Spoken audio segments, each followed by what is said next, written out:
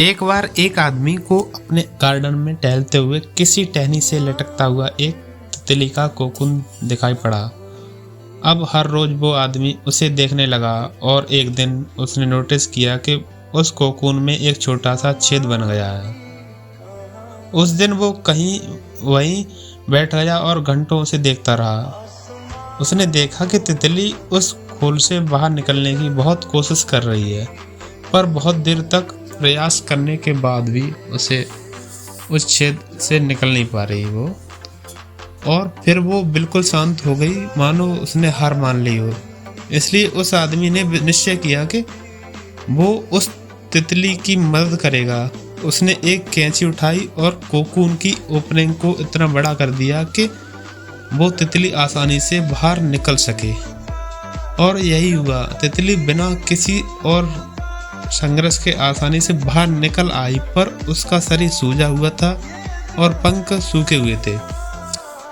वो आदमी तितली को ये सोचकर देखता रहा कि वो किसी भी वक्त अपने पंख फैलाकर उड़ने लगेगी, पर ऐसा कुछ भी नहीं हुआ।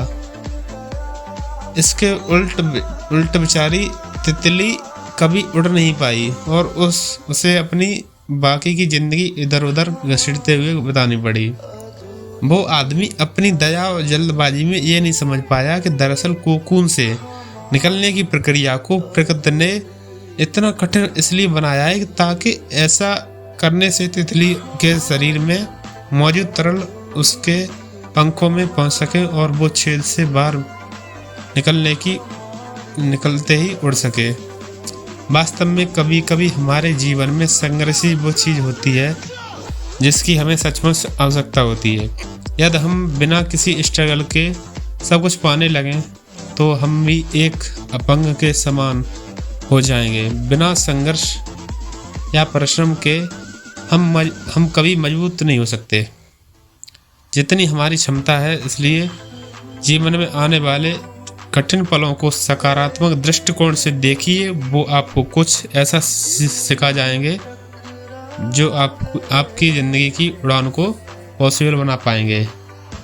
हेलो दोस्तों, मैं आपका दोस्त पंकज इसी प्रकार मोटिवेशनल स्टोरी सुनाता रहूँगा, आपको मोटिवेट करता रहूँगा, जो आपको अपने लक्ष्य की तरफ ले जाएगी।